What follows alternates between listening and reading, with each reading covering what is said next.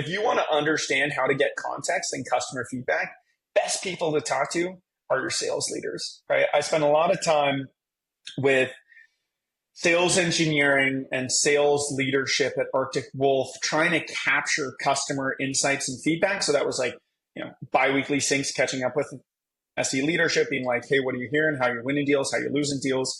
But then also, getting access to Salesforce data, right? Like where your closed won and closed lost opportunities, right? Where's the revenue that you're missing? Why are customers churning, right? Where's the pain and the frustration? That's like how do you get that alignment in an organization with larger complexity issues is you use the tooling you have to get the scale that you need.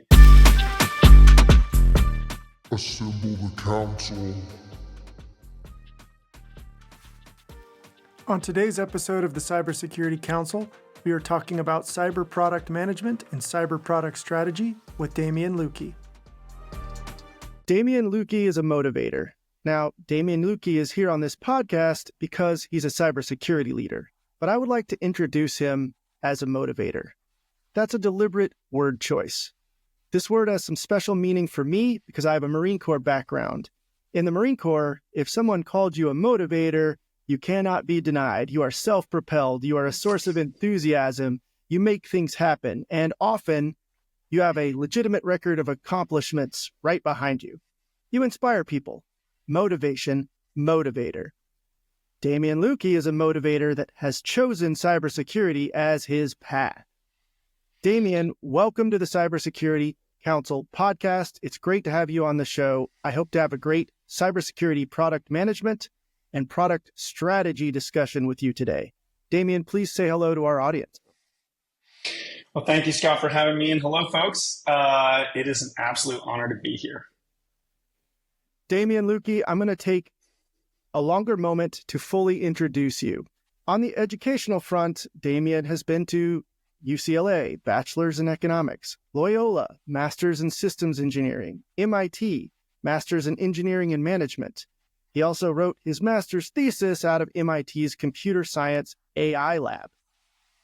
Mad props to the educational accomplishments. On the career front, Northrop Grumman, Engineering and Supply Chain, then Systems Engineer. CrowdStrike, Product Marketing, then Solutions Architect. Palo Alto, Senior Systems Engineer. And during your career journey, you even served pro bono as a Chief Information Officer for a civil rights organization. Mm-hmm. And recently, you were with Arctic Wolf as Director of Product Management. Today, you are a founder CEO. You're helping a company take flight. You're currently in stealth mode. I understand we can't discuss or disclose anything about that journey right now. I hope to talk to you about that soon. Yeah. But for today, we'll fly up to the 50,000-foot view, and we'll talk about cybersecurity product management and product strategy. You've seen many things. You've done many things. You've built great insight from a very interesting career. I've hopefully fully introduced you. Is there anything you would like to correct or emphasize for the record? No, Scott, that's perfect. Honestly, I wish I got more introductions like that. That's amazing. I really appreciate it, and I feel you've perfectly captured everything I've done. It's been an awesome, rewarding, and wild journey. What inspired you to pursue a career in cybersecurity, and specifically, how did you come to focus on product strategy and product management? Well, I was very fortunate early in my career to stumble upon cybersecurity a little over a decade ago.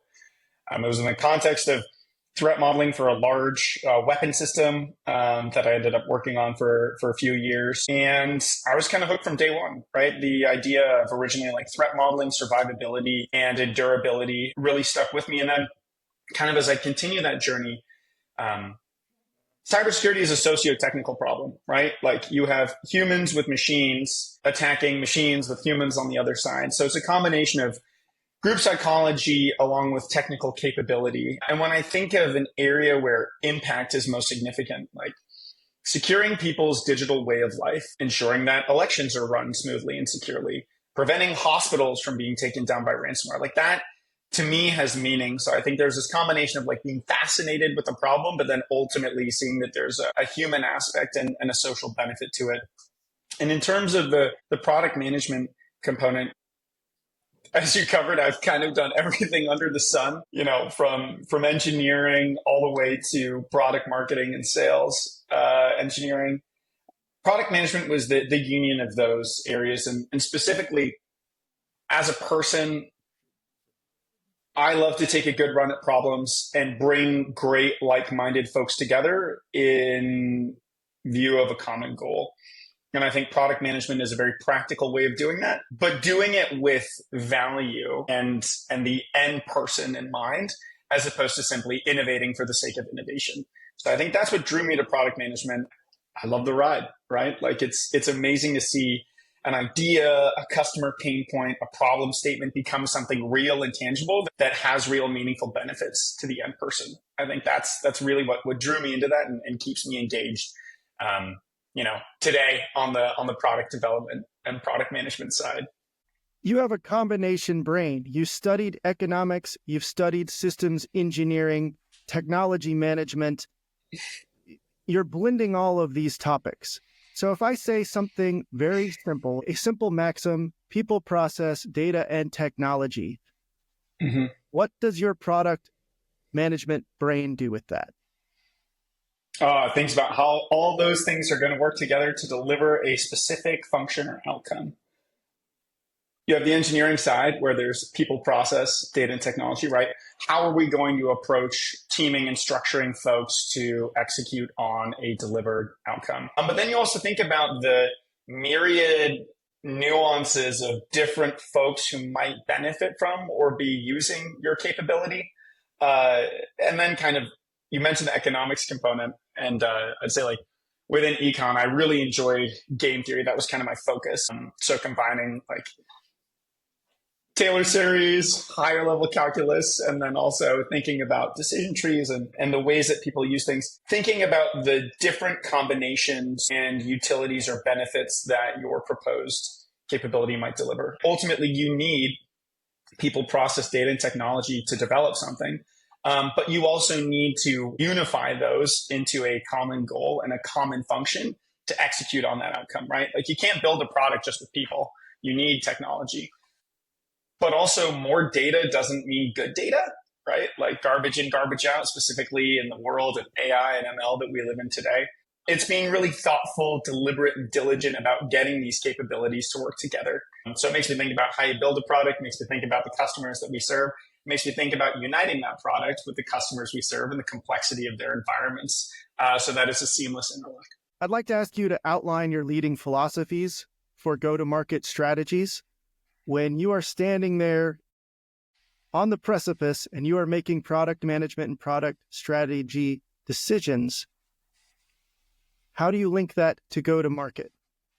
Before you go to market, you have to build something that is actually relevant and valuable. And it goes back to a question that, back at Northrop when we were thinking of how to harden the system that I was working on, my manager would ask this question all the time, and it used to frustrate me, and now it is the question I ask the most, and that is, what's the problem we're trying to solve?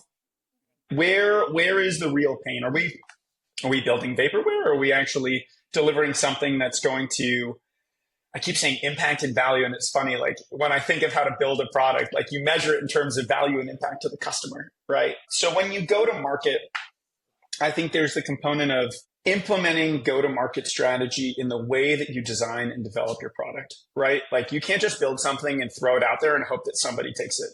Unfortunately, I think that's the way that many products are built today, right? We had an idea, we push some code, we're going to make you pay for a new SKU. Instead, fundamentally to me, product and go-to-market work together from the start. I'm a huge believer in identifying your ideal customer profile and figuring out your target market and understanding their pain points. And the best way to do that is not to read Gartner reports, but to actually talk to customers and see, in the context of the world that they live in, where are their pain points? How do they value it? And there's a great book called The Mom Test that for me is kind of my PM Bible.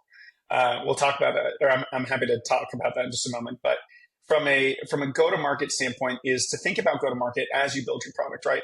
Who are we building this for? What's the problem that they really have? How do they value the problem that we're looking at? Is this something that we're just going to add on top of our existing platform, right? Working at CrowdStrike, we had the CrowdStrike Falcon platform, and I was fortunate to be involved, on the go-to-market of products like Falcon Discover, right, which was like our asset management, asset visibility capability.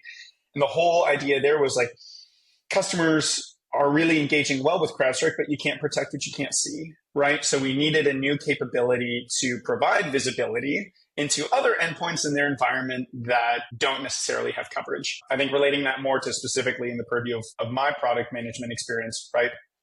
Building products for the world's leading MDR, right? You have two customers. You've got the actual Arctic Wolf SOC, and then you have the end customer who benefits from the Arctic Wolf service, right? And you have to talk to both of those customers and think about how does the end customer benefit from the service that we deliver, right? How might changes that we make to our platform and the capabilities that we deliver as a result of our service benefit that customer? And once we figure that out, like you've got to start the sales messaging, right? Like you've got to start educating the sales force and the market.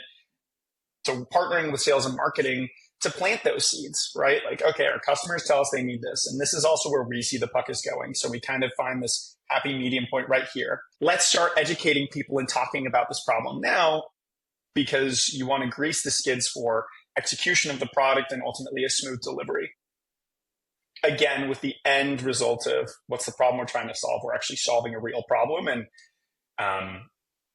from a sales standpoint, you're actually delivering value because you're able to partner with folks, right? It's not, hey, we have this new widget and like buy it for X amount of dollars. It's, hey, we understand you're dealing with these problems, as a trusted partner, as your salesperson, this is the capability that we've delivered. We listen and we've answered.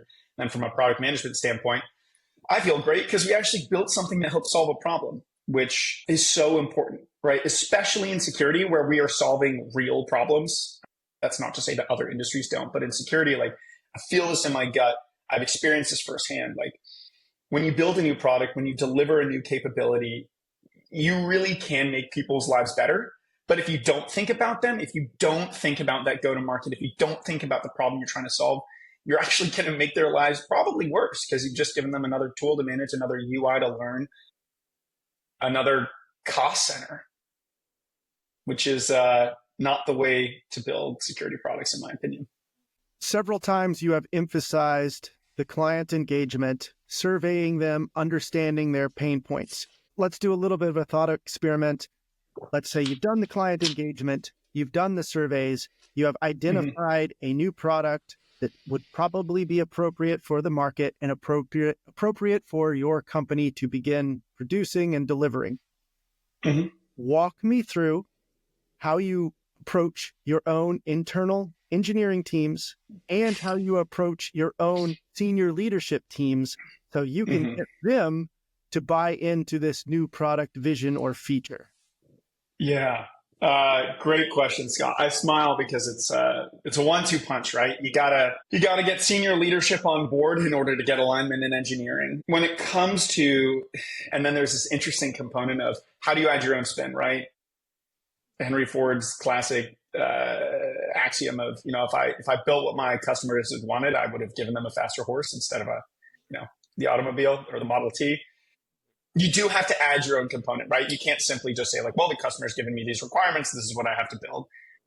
You can, but that leads to, shall we say, you're not going where the puck is going. You're kind of building where you're at now. So by the time the product is delivered, the problem statement is involved. Senior leadership, it's all about the business case, right? Like, what's the so what? Why should we build this? Why should we invest in any organization? Truly, time is your greatest resource, and resource constraints exist no matter where you are. There aren't many companies where money is infinite and time is never infinite. So it's all about building a business case, right? Hey, been talking to customers, been looking at the market, been understanding our position in terms of competitors. And also, most importantly, like where the threat landscape is. Here's the business case, right? I believe that if we built this, it could lead to X% of cross-sale and upsell, right? Like our our revenue would be impacted by X million number of dollars, right? This would increase our stickiness by Y%, right? Like there is a business case first and foremost. You have to justify the first question of why make an investment in this. The second component is prioritization, right? There are so many things that companies have in terms of priorities. There are always like 20 or 30 things to do. And you got to nail it down to those like 3 to 5 things that are key priorities, especially as businesses get bigger. So a killer business case helps ensure that you're prioritized. And once you've got buy-in from senior leadership, you work with engineering. And mine takes a little different. You've got classic product management, which is like, I've got requirements. I've mocked up my Figma board. Here's what I'm thinking. Here's what the customers say. I'm actually a firm believer in like having engineering talk to customers as well, right? Like bridging that gap so that you are the interface, and it is your job as a product leader to spend time with customers and get feedback from the market. You also want to elucidate like the value and the pain that customers feel directly to engineering. So in terms of getting buy-in, it's not like, hey, here's a deck and these are my requirements in a project in Jira, but you've spoken to these customers too. Like you understand their challenges. This is why we're doing it. And if you get that buy-in, right, that ensures, I'd say, greater cohesion around vision. If I may, I'd like to check my understanding. You've offered the nuance that you are building a business case and you are winning over the senior leadership teams. At the same time, you have suggested that you want the engineering teams talking directly with customers. So I would suggest that commonly occurs in a solution architect role and a field engineer role. But anytime that marketing or sales or product development is doing customer 360s or engaging with having these client face-to-face experiences, I am always an advocate that a solution architect, a field engineer, somebody from engineering is coming with you and helping shape those engagements and being there in the room to capture the vibe, if nothing else. Yes. So I put words in your mouth. Are you actually saying these things, or is there some subtleties that I'm missing?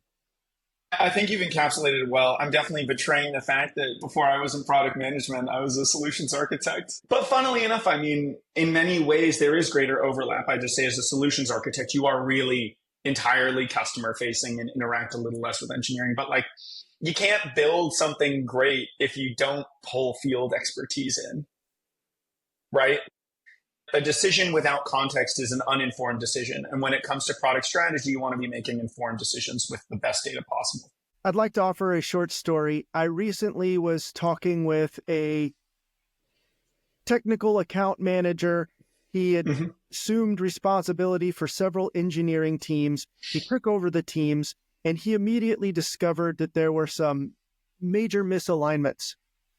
The product or sales team had doubled the price on their product, so the engineering team wasn't seeing purchase orders anymore.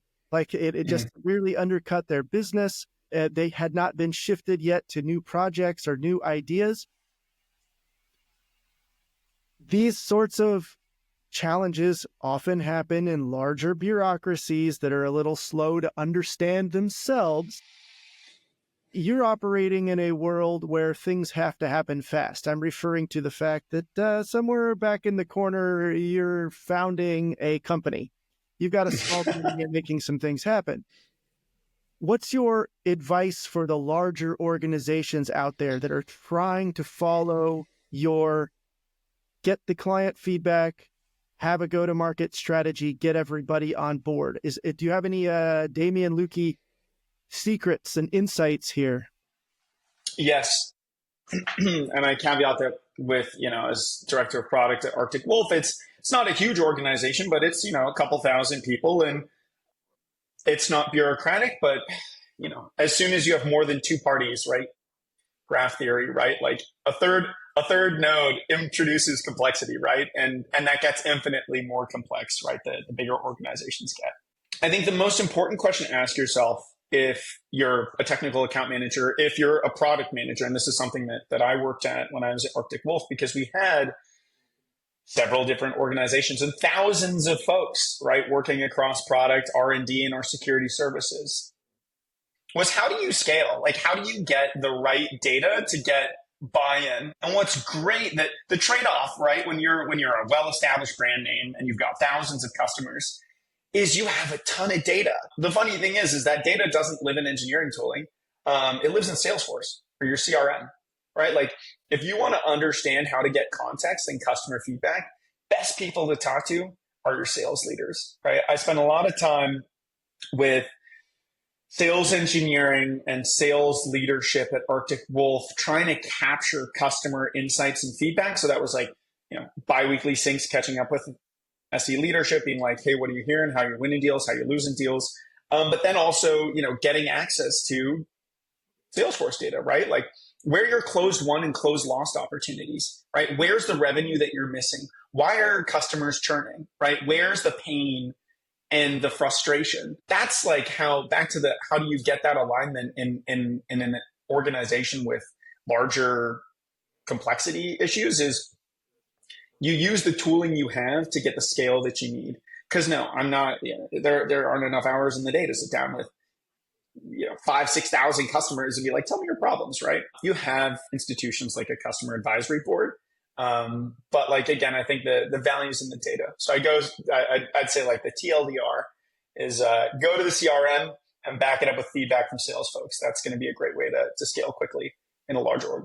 Are there unique challenges to product development, product management, and product strategy within cybersecurity? My mind would go to things like resistance to information sharing, compartmentalization. But what have you seen? What are the unique parts of cybersecurity that can make product strategy a little bit more difficult than perhaps in other areas? Especially in today's world, I put a big old caveat in the fact that we live in a world where AI is what everyone's talking about, and every security vendor is scrambling to implement AI at scale. Compliance is a huge component of that, right? How are we using, where are we using, and where are we storing customer data? That is without a doubt, especially running labs where the AI team was under me and in my purview, right? Like, that was the question I got number one from every customer. Where's my data going? How are you using it? And that leads to a series of complexities and challenges. I think the second component in terms of scaling is, I think in security, we're really good at finding like a very minute problem, right? I'll make up an example, even though next-gen firewalls would catch this, which is like, firewalls really struggle with tracking data exfiltration amounts greater than 10 gigs and less than 100 gigs in under 60 seconds. We need a product for that, right? And like, you might get that from like a marquee customer. I really struggle with this one particular use case, and you throw all your eggs into that basket. The problem with that is, one customer who might give you big bucks, but that's not a viable business case. What ends up happening is folks like over-rotate and build to satisfy the needs of the few instead of the needs of the many. So data access and storing and like building for one or two folks instead of thinking about the broader scaling challenge. Because we're really good at that in security, over engineering and focusing too specifically instead of going back to first principles and rethinking problems.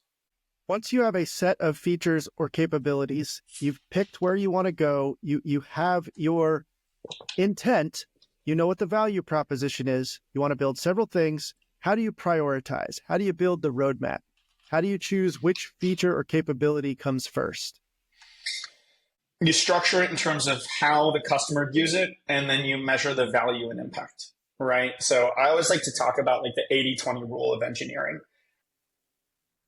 80% of the value is going to come from 20% of your work. And oftentimes that is the lowest hanging fruit. I'm not saying like tackle simple problems, because tough problems aren't the ones you should go for. Like, that is not at all what I mean. But it's just, if you think about how you prioritize, like the majority of your value is going to be in one or two capabilities that you build.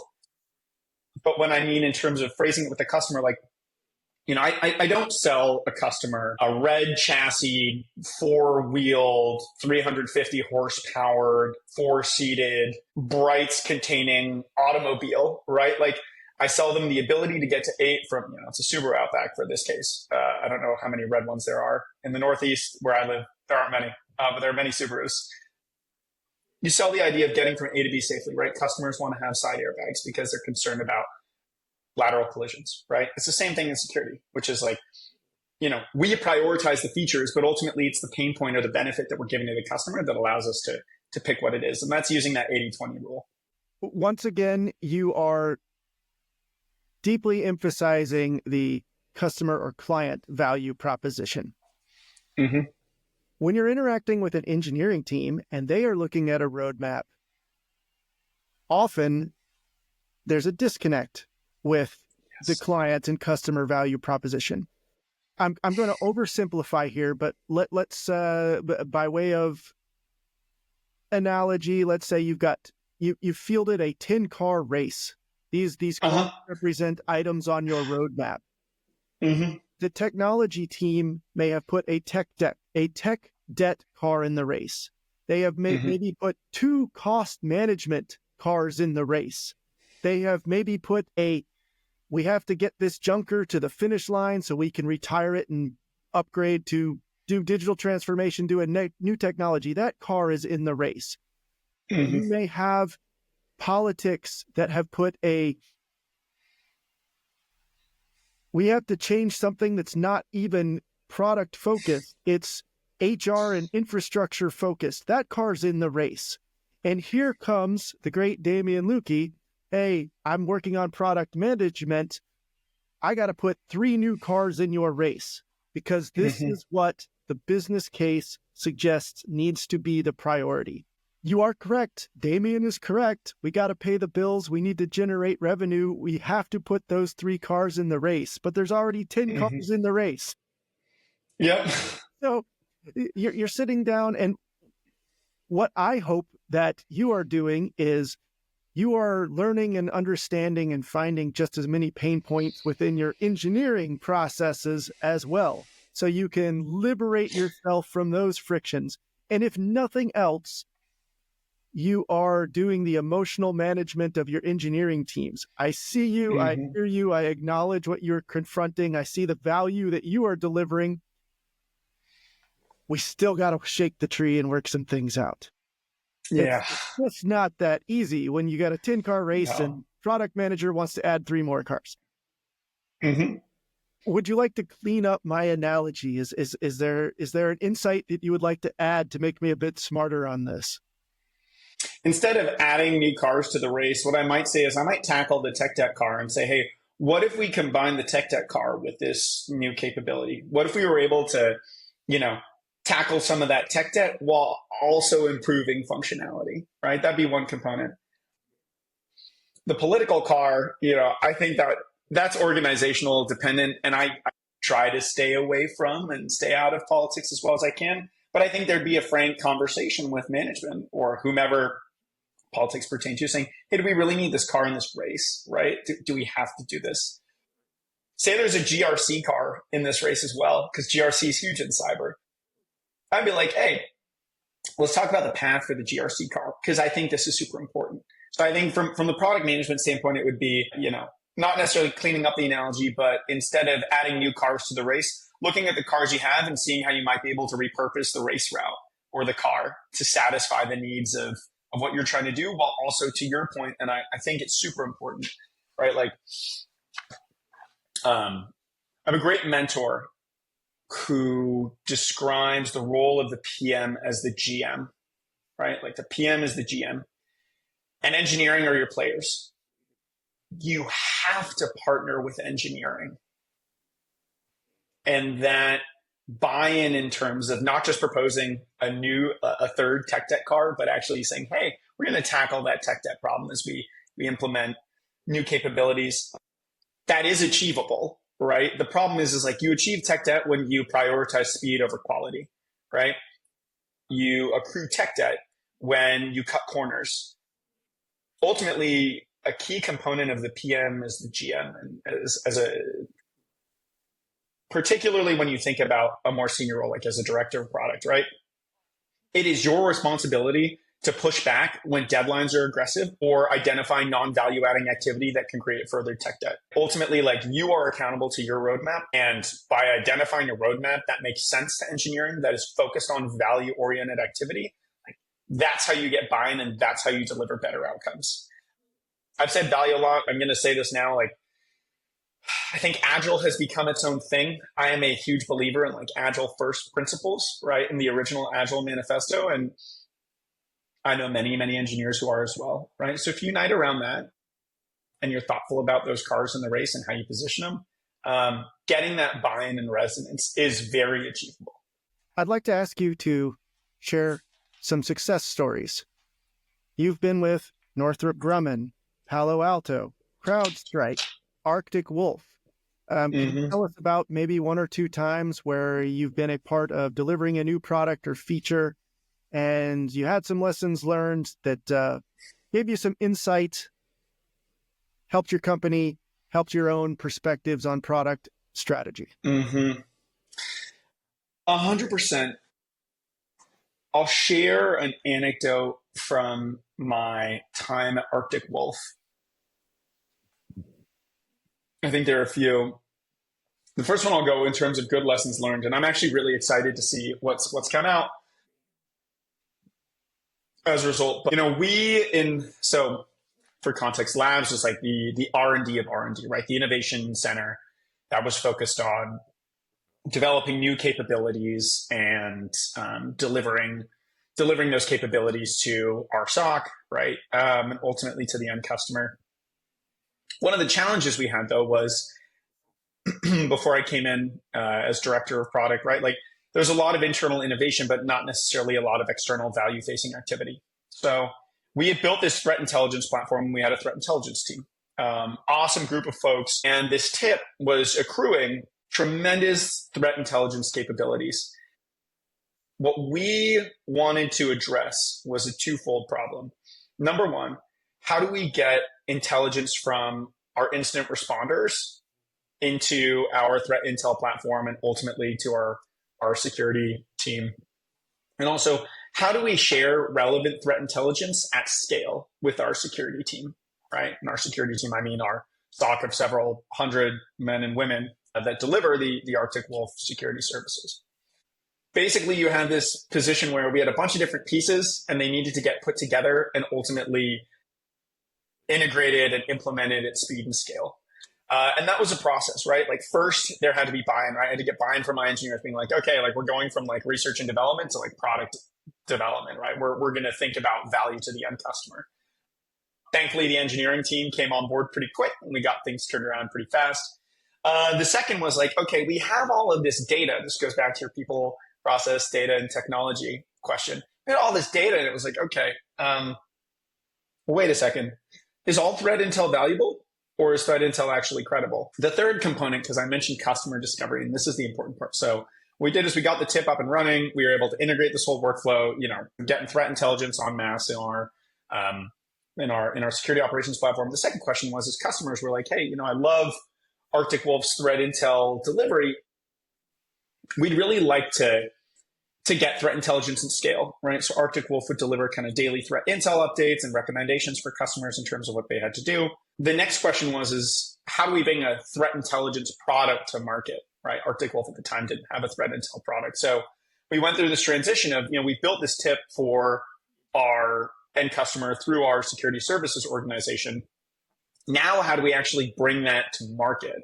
And that was a completely different story because we built these according to the requirements of our SOC in terms of delivering threat intel, in terms of the detections we're getting and security outcomes. The next question was, okay, how does that change if we offer a threat intelligence SKU, right? How do customers value threat intelligence? And that was a lot more customer discovery, building a business case that went on high, that got buy-in from senior leadership, that went into like revenue projections and predictions, and then ultimately driving that into engineering work. I'm really excited to say Arctic Wolf announced a threat intelligence SKU 2 weeks ago.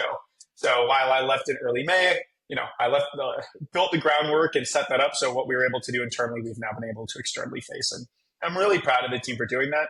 And I'm also really, really happy that journey was brought to fruition. So I built the internal product, but we're now delivering something that's externally facing. The lessons learned.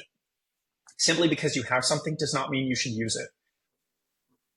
When I looked at what we had when I came on board running labs, right, like that, the first thing we did was expose it to security services S2 Arctic Wolf. And the feedback was mixed, right? We were like, hey, here's our threat intel platform. And they were like, that's great. How much of this is relevant, right? So we had to translate, like, okay, how are we collecting threat intel? What's the intel we're doing? How do we make it applicable to our customers? And that was an iterative process that took several months. So what I learned from that was, again, back to the customer, the problem we're trying to solve. It wasn't like, hey, I've got a bunch of threat intel. I'm like, we can use this. It's, hey, where are we missing gaps in our detection coverage, and what capabilities do we have that ensure we keep our customers more secure? When I was at Palo Alto Networks, we acquired a company called CloudGenix, and we had this new like SD-WAN, software defined wide area network capability. And the whole idea was we wanted to integrate SD-WAN with Prisma Access, right? Our secure access service edge capability. Both great products, but in terms of unifying them, there were some challenges. And I don't know if it was naively or boldly, probably a bit of naivety and boldness, decided to POC, to put a customer into a proof of concept and sell them this unified capability. A few months after the acquisition happened, it was the first time anyone had tried to do that in Australia and New Zealand. So new support structure, new go-to-market, trying to figure this out. And we ran into some challenges. I won't bore you with the details, but basically, integration ended up being a bit more difficult than we thought, and customer experience was varied. What was super helpful was taking that feedback and using it to inform integration capabilities within product management. And ultimately, while we were able to get the customer on board and they bore with us as we got things figured out, I'd say like that, the pain and disjointedness of being on the front end side, I was happy to say, I built a relationship with the product folks from CloudGenix, was able to be prioritized and implemented quickly and at scale. So more on the go-to-market side, right? But I think in terms of how and where you integrate, it was that experience at Palo Alto that in turn helped me think about how to build and deliver new threat intelligence capabilities, for example, at Arctic Wolf. In one of your examples, you went to expanding or instating a new threat intel capability. Threat intel is always going to be a challenging product. So much of it is, I carefully use this word, opinion. So you talked about asking for feedback on the product, and you got a lot of feedback. People have lots of feedback on intel. There's the phrase actionable intelligence. What is in there that actually helps me make decisions and move my organization forward or respond to a situation? And you applied your product development mindset to that, and you came up with KPIs and checkpoints and trying to build this is a discrete service from all of this noise. That's exactly what I was expecting you to say. And not only did you say it, you articulated it as only a product developer can.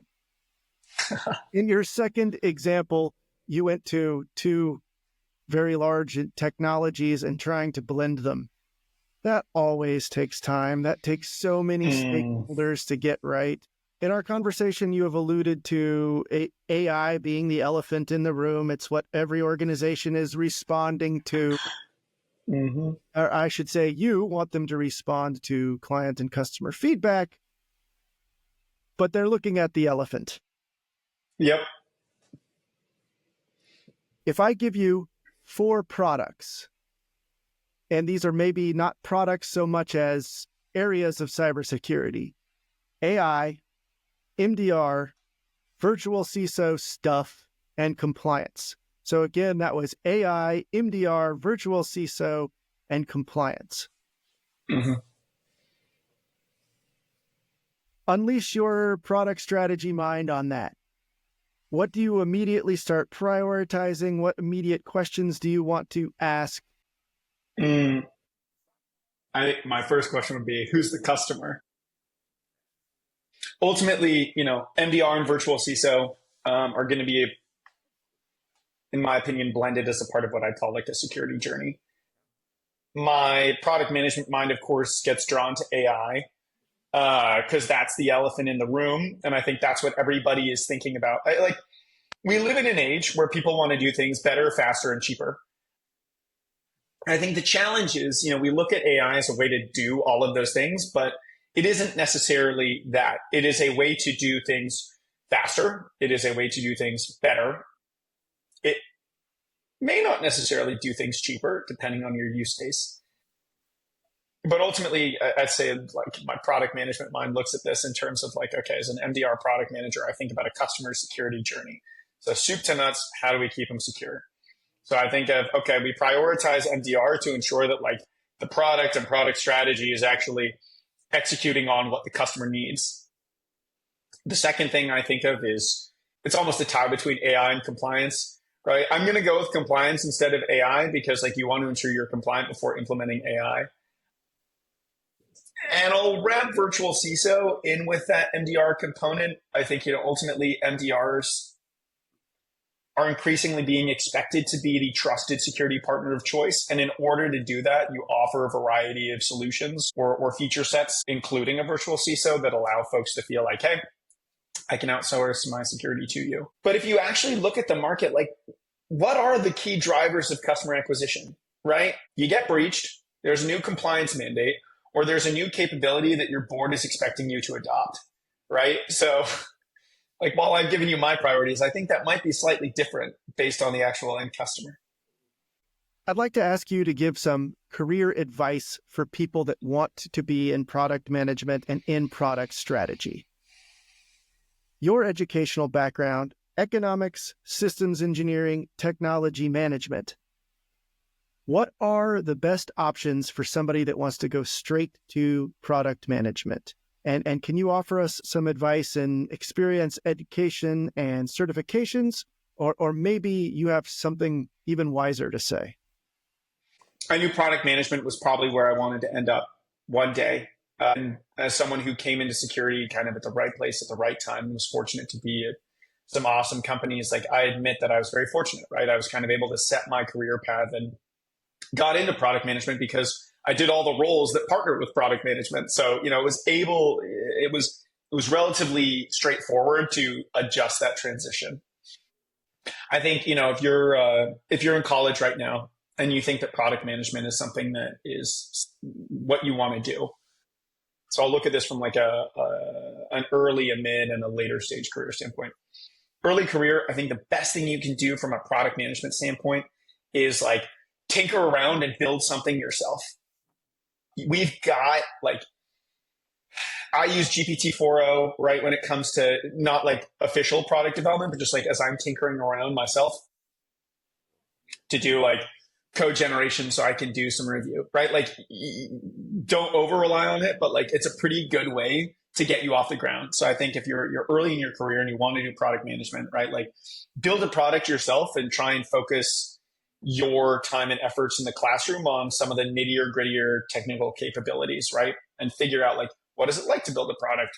Who did you build the product for? What did you learn, right? Kind of write the job spec for yourself so you can come out undergrad or whatever early schooling you're in and be well positioned for it. Mid-career, I think it's much more okay, if you want to be in product management or product strategy, build that resume, right? You've been in product marketing and solutions architecture, you've kind of done it, right? You just need to talk to the right folks, which brings me to the later stage career, right? Say you've been in engineering for 15 years and you want to get into product management. I think the greatest single piece of advice I can give any of those three people is to have a mentor, or in my opinion, I have three mentors. Someone who's a peer, someone who's about 5 years ahead of me, and someone who's about 15 years ahead of me, to provide guidance and feedback as I go through my career, right? You want a peer because you'd like a foil. Someone who's 5 years ahead of you, that's the attainable next step, right? Where do you see yourself in 5 years? And then the 15 to 20 year person is someone who can provide real context and holistic perspective as you navigate the nuances of your career. And that would be my best advice is instead of education or certification, do a project, try and build something yourself and find great folks. The amazing thing about security, while we may over-engineer requirements and build really specific widgets, like we are a close-knit community of like-minded people who want to help each other and work to solve a common problem. That exists, right? Like those people are there. And I know that if people reach out, like, for example, I am happy to be a mentor, right? Like find me on LinkedIn. There aren't many Damien Lewkes. Like I'm always happy to provide context. And if I'm not the right person, I'm more than happy to introduce you to the right person for you. So I'd say that's the biggest piece of advice I can give is, find good mentors who can provide feedback and help direct your career as you think through these processes. Also understand, full disclosure, like product management and product strategy is not as glamorous as you think it might be. It's kind of a thankless job, right? Like you're always going to make trade-offs that frustrate people. You're going to have to prioritize things that customers may benefit from. And like, really, you have to be somewhat altruistically motivated by the fact that like, hey, when I deliver something, like my name might not be up in lights. Like you're not going to get glory or accolades. You don't get into product management because you want the glory, right? You get into it because you want to solve a problem. So understand that like strategy may sound glamorous, but it's a lot of like stand-ups, coordination, meetings, and requirements writing. I'd like to ask you to offer some pros and cons. Reverse press release, white papers, data sheets. So again, that's reverse press release, white papers, and data sheets. What works best? What are the pros and cons of using those as tools to help you identify the direction of a product? First off, I'm going to say my heart goes out to marketers and security because everything is AI powered, AI driven. So a press release won't tell you much, to be completely honest, right? It'll sound flashy and exciting. It may talk about new capabilities, but it's tough to tease into the benefits. I'm biased. I really like white papers. I think there are a lot of pros. If you're a customer who wants to understand the way that a company thinks about the problem they're trying to solve, a white paper is going to give you the level of detail that you want. So if you're a technical buyer, and in security, oftentimes we are, a white paper is going to be your port of call. I think a data sheet's a good, like quick and dirty in terms of like, I want to understand basic benefits, right? So if I'm looking for something that prevents insiders from exfiltrating sensitive data and I read on a data sheet that I'm getting the benefit of container security at runtime, I probably don't want to buy that product because I'm thinking about a different capability. But ultimately, I think the pros of press releases are they're splashy, they catch headlines, and it's a good way to kind of get a high level overview of what's happening, who's who in the zoo. I think data sheets are fine. The challenge is like they're too short to be detailed and too long to be quick to read. As someone who's written many data sheets, that's kind of the challenge you run into. I really like white papers. Now, not everyone has the time of day to do it. The amazing thing is we talked about the AI elephant in the room. You can always download a white paper and ask an AI to tell you in 5 sentences what's happening in this white paper and why is it different as a suggestion. So that's the way that I look at those 3 deliverables.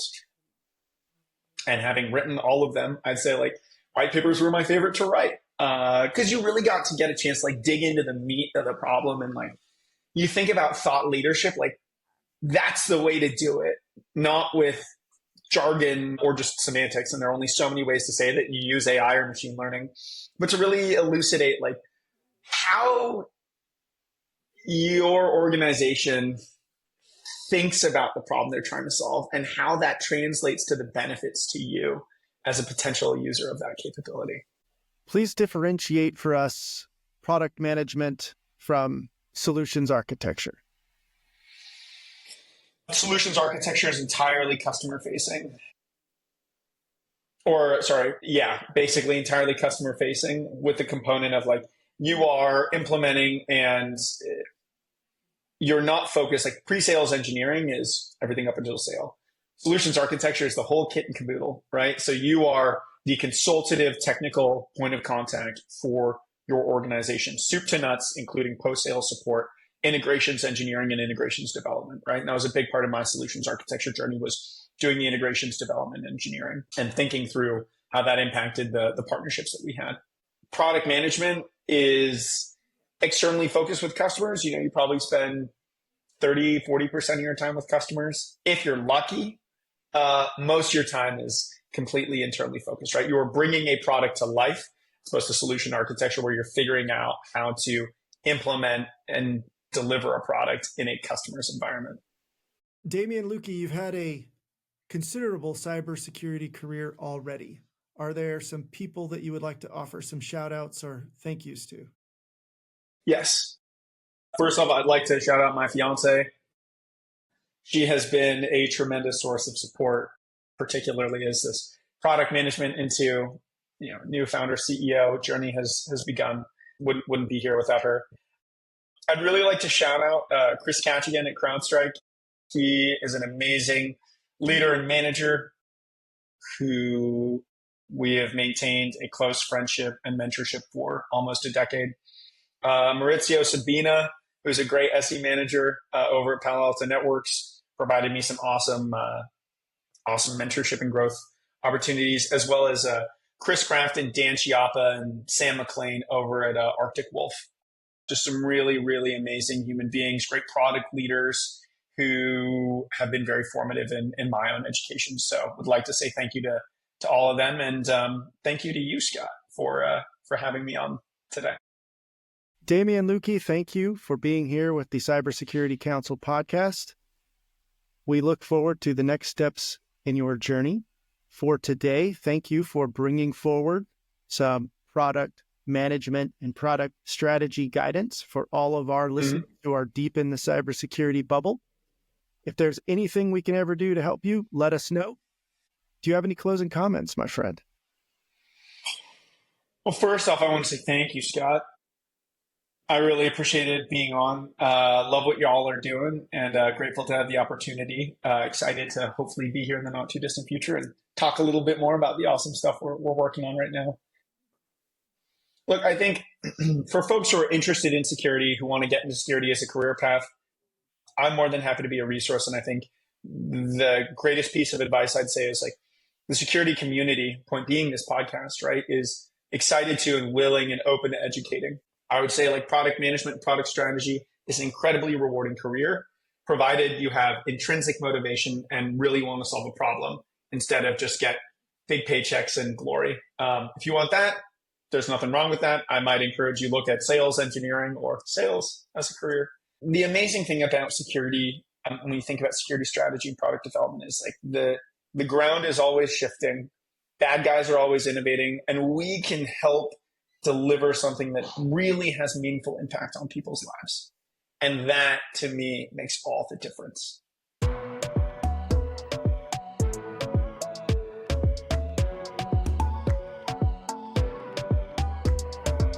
Welcome to the Cybersecurity Council. This council strives to showcase unique cybersecurity leadership stories. Its mission is to demystify and simplify cybersecurity across the entire business landscape. Best practices, lessons learned, operational recommendations, it's all here. Brought to you by the Cybersecurity Council, LLC, Brian Green and myself, Scott Brammer, will be your hosts. We have come in from the cyber wilderness, not just to share what we have learned, but to find and elevate some of the most important voices in cyber. Brian is a former Division I college football player who has experience across many cybersecurity software startups. He has a successful exit on his resume too. He's also the founder and president of this very community, the Cybersecurity Council. Myself, Scott Brammer, I'm a former Marine and active CISO, and I have 3 patents in cyber and risk. As hosts, we are here to elevate best practices and strengthen the cyber community, both for the community itself and its allies. The Cybersecurity Council has had auspicious beginnings here in the Austin, Texas community, but we are already going worldwide. Everyone should be a cyber practitioner. The views expressed on this podcast, either by us or by our guests, are our own, and they do not necessarily reflect the view of our organizations. This podcast is intended as a forum for professional knowledge, but it is not legal or regulatory advice. Always consult your legal professionals for legal and regulatory matters. And now, assemble the council.